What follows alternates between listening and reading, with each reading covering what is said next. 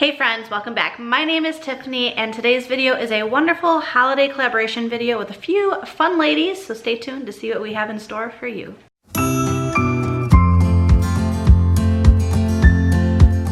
If you are new to the channel, I hope that you enjoy this video and please consider subscribing to be a part of our YouTube family.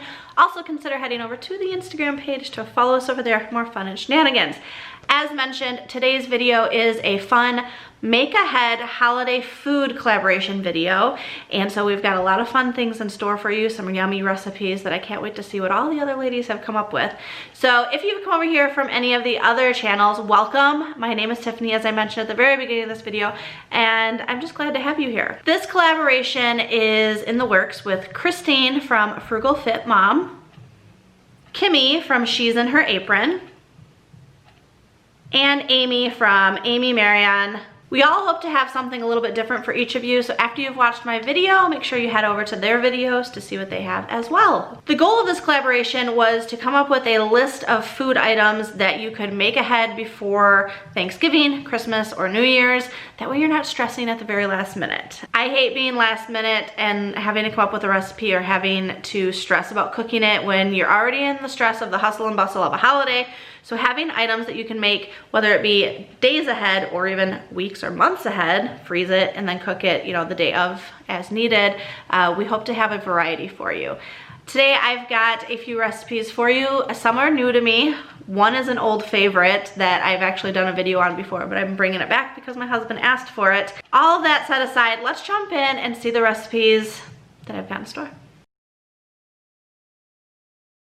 Okay friends, for this recipe, I am making a freezer French toast bake. You can either make it and cook it that day, or you can make it, freeze it, and then cook it later.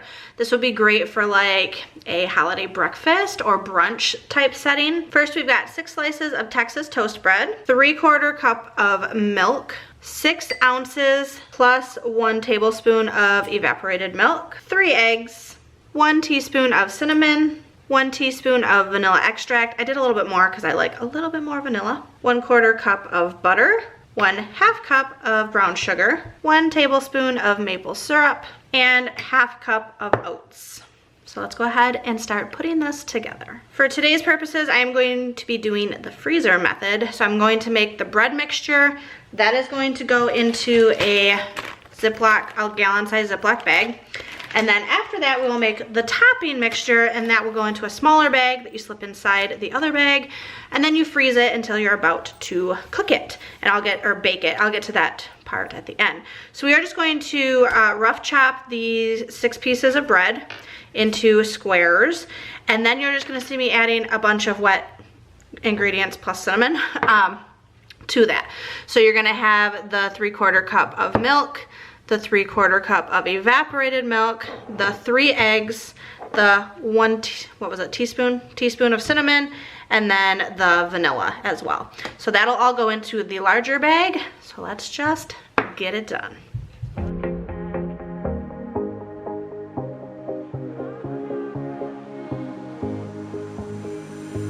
Looking back at the good times before it all went down, climbed right up on the hillside, a different view of my life.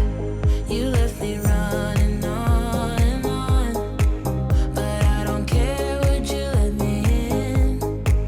You said goodbye like everything's gone, everything that we could have been. But I know you're my liability. Okay, so it was actually looking a bit more soupy than I would have liked it to. So I added 2 more slices of chopped bread. Cubed bread is the proper word that I'm looking for. And as you can see, it's not as liquidy now. You can actually see the bread mixture. So now we're gonna go ahead and make the topping mixture in this bag.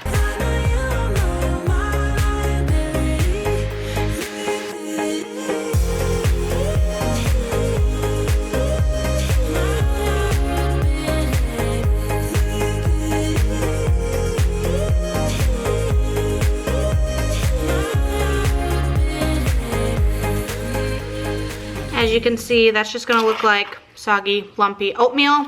This is gonna go into the other bag. This will be the topping, as I mentioned.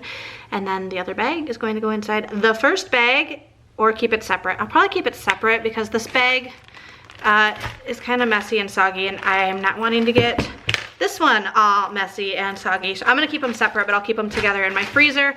If you're not organized like that, then yes, definitely keep them in one place, in one solid like bag type thing. I also put directions on the bag. So with this recipe, if you are cooking it, or if you're freezing it, you're gonna wanna defrost it the night before, and then the next morning assemble in a baking pan and bake at 375 degrees for 35 minutes. That you're sorry. We turn the page and make up. A broken trust got you haunted. To doubting you was enough. To leave me chasing you on and on. But I don't care, I will let you in. And because I am actually freezing this right now for another morning, I am not going to have the cooked portion of this at the moment, but if I happen to cook it before this video goes up, I will include that portion. If not, I'm gonna leave a link down below that shows where I got the recipe inspiration from, and you can see the finished product there. Here is the French toast casserole. As you can tell, I just pulled it out of the oven. So what you would do is put the bread mixture on the bottom once it's defrosted, and then on top just spoonfuls of the top coating. And then this I did cook for about 42 minutes, I believe. This is our first time having it, so I'm assuming that that should be long enough. I wanted to make sure that it was cooked through. You don't want soggy. You can see it's through there. I don't know, I'm super excited to try this. Alright friends, the next recipe I'm going to be sharing with you are some extra cheesy mashed potatoes that you can make ahead and then freeze and pull out, defrost, and bake or warm up when you are ready to serve them. So let's go over the ingredients list. You're going to need 3 pounds of little potatoes. These are the Honey Gold bite-sized potatoes, so I don't even have to cut them up first. I'm just going to boil them until they're cooked through and mix everything else in basically. We also have half a cup of chicken broth, half a cup of milk, 1 package of cream cheese, 2 teaspoons of salt, 1 teaspoon of garlic powder, 1 teaspoon of dried parsley, 1/4 teaspoon of black pepper, 1/4 cup of chives that I just chopped up with scissors, and 2 cups of cheddar cheese. Okay, so I am going to put the potatoes in a pot. You're gonna fill enough water just to cover them. Then you're gonna bring that to a boil. Trying to find something to open my potatoes with.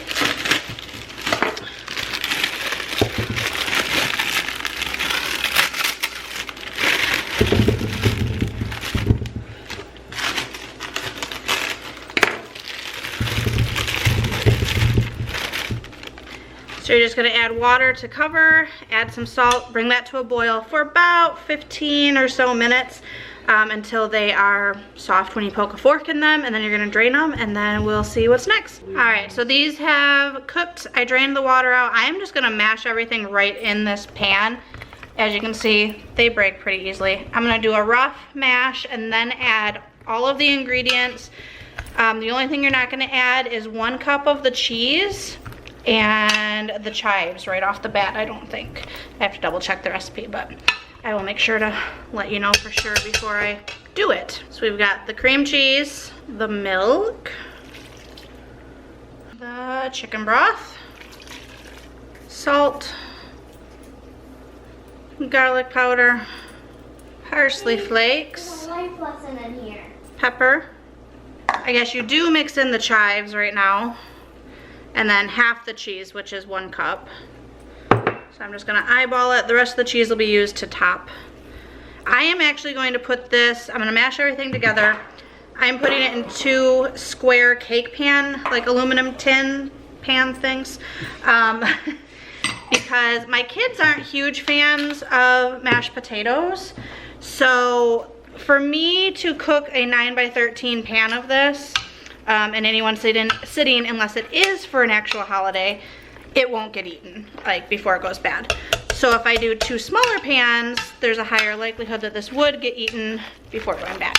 So if you are making this for a family get-together, or you have a larger family who will eat a 9x13 pan, this is a recipe for a 9x13.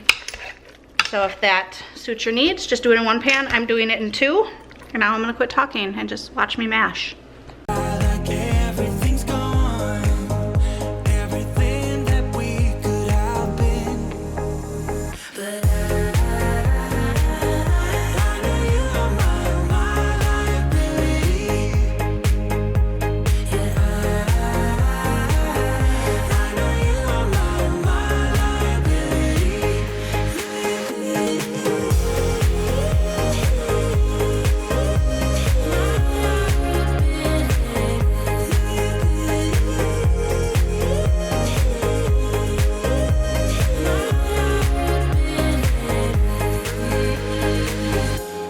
At this point, you would just cover them, write the directions on the top, which are, hold on, let me look. Once you freeze these, it is best recommended to use them within 1 month. That way they ensure the proper texture. And then you would place it frozen if it's in an oven safe dish, and heat it for 30 minutes, 20 to 30 minutes at 350 degrees, stirring as you go through. That way you don't have like a cold spot in the center. So that'll be the potato ones. I'm gonna let these cool a little bit before I actually freeze them because they are still warm. I probably should have waited to put cheese on top, but I was a little bit impatient, which is my personality type. So these ones are ready to go in the freezer once they cool down and I cover them, and then you'll see the next recipe. Alright friends, this next recipe isn't even really a recipe, and so I wasn't going to include it, but I actually have to make this today for a party that I'm going to. So this is a great fall themed like snack mix. As you can see, it's 4 ingredients. You can change it up as you see fit. This is what I'm using today. We're gonna have a base of tiny twist pretzels, some of the Turtle Chex Mix, which has like peanuts and stuff in it, some Brock's Mellow Cream Pumpkins. Now, I did not order a bag this big, but they were out of the small one, so they substituted when I placed my grocery order. We do not need this many Mellow Cream Pumpkins, but we're gonna use some today. And then some Reese's Pieces. All you're gonna do, put in whatever you want, whatever proportions you want, mix it up. This would be great to put in cute little mason jars with like a fun festive ribbon for like a teacher gift. It would be great if you have Halloween parties coming up. I'm just gonna start eyeballing stuff and doing little bits of this and that. Probably too much of this. My hands are clean. I also didn't order the family size of Chex Mix. I was gonna do like a little bag of Chex, a little bag of pumpkin, so like it was more proportionate. That's not what I got, unfortunately. So I'm gonna do probably about half of this. So this does have pretzels in it, but they are like coated in cocoa or caramel or something. So if you like sweet and salty, this is a great little snack mix to mix up. I'm gonna store it in this container so whatever doesn't get eaten tonight at the party I'm going to, I can easily bring it home. The kids can snack on it.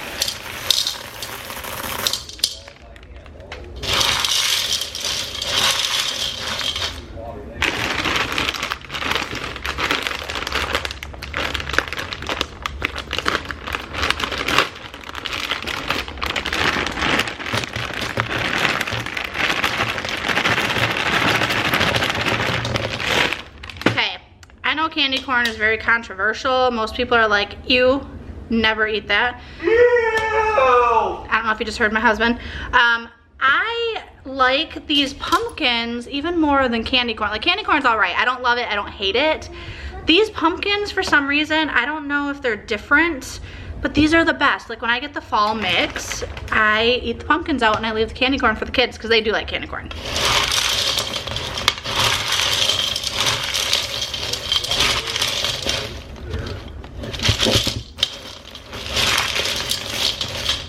Of course, these pumpkins are gonna like sink to the bottom. But there, that's a fun fall holiday mix treat. If you have, even for like Thanksgiving, if you're hosting Thanksgiving and you want little snack dishes out before dinner is served. Also great to take in for like classroom parties. If you have kids, you can put it in little snack sized baggies and hand it out to whatever. I mean, it's so simple and so versatile that I think this would be great from Halloween. So basically all of October and November. Snack away, sweet and salty, yes. All right, friends, the next recipe I'm gonna be sharing with you is a sweet corn casserole, which is one of my personal favorite holiday meals, side dishes, not meals. I could eat it as a meal. It's really easy, it's got very simple ingredients, and this one can be made 1 to 2 days ahead of when you plan on serving it. So you would cook it as the recipe says, let it come to room temperature, refrigerate it for a day or two until you need it, and then take out from the refrigerator, bring it close to room temperature, and then put it back into a 300-degree oven for about 30 minutes. All of that's gonna be down in the description box. You don't have to like write that down, but this one is a good one to make a few days ahead of time just to get it out of the way and easy to reheat basically, and it still tastes amazing. So here's the ingredients.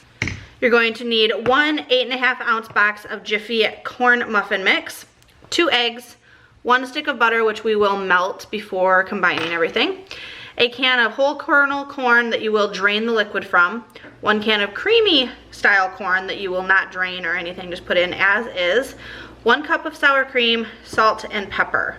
You can also add like cheese, jalapenos, green onions. I like it just plain as is, but some people do like cheese in it. So all you're gonna do is combine all this, so let's get to mixing. Hopeless case we could be, yeah. Oh, what a hopeless place that we're in. But I'm your liability. I know you are my liability. Yeah. I know you are my liability.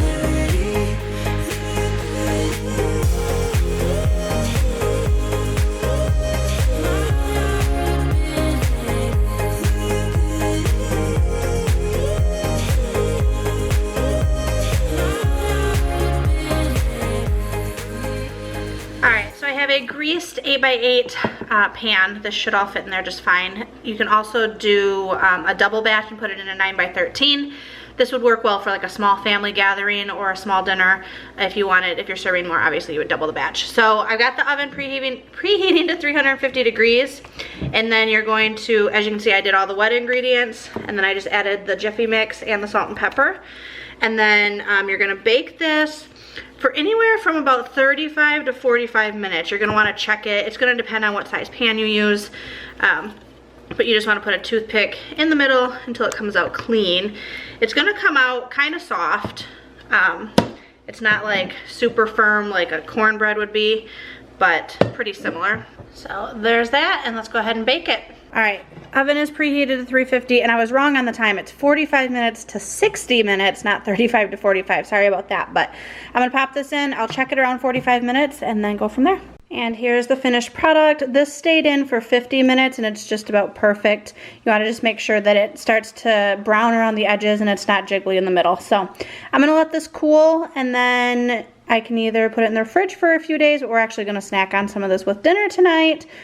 I'm so excited because this is one of my favorites. If you've not tried sweet corn casserole, highly recommend it. If you have, let me know down below what you like to add into it if you don't just do this basic recipe. So that wraps up that recipe. So the corn casserole can also be frozen for up to a month, and you would just bring it to room temperature, freeze it like you would any other casserole, and then the day before needing to bake it or reheat it, you would pull it out the night before and let it defrost in the refrigerator, and then heat it as per the directions I already said, the 300 degrees at whatever it was. I'll leave the information down below because I'm getting all confused on numbers, but it can be frozen. Another recipe I was going to make for this, but I didn't want the video to be forever long, was an Oreo mud pie. That one is good to make 2, maybe 3 days in advance before serving, and it is so, so good. That's the one my husband requested, and I will be making it, but I've done a separate video on that already, so I was like, why? I can just refer you. If you want the recipe for that, I'll link that video and you can go check that out.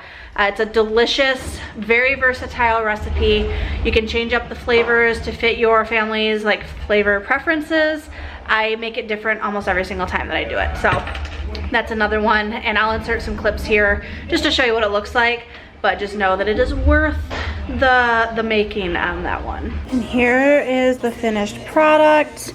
As you can see, I really lightened this one up because typically this would be all basically chocolate layers other than the Cool Whip layer and the cheesecake layer. All right, friends, thank you so much for watching today's video. I hope that you found it helpful or enjoyable. Make sure to check out the other ladies' videos. Their links to their videos and channels will be down below in the description box. And until next time, I will see you later. Bye.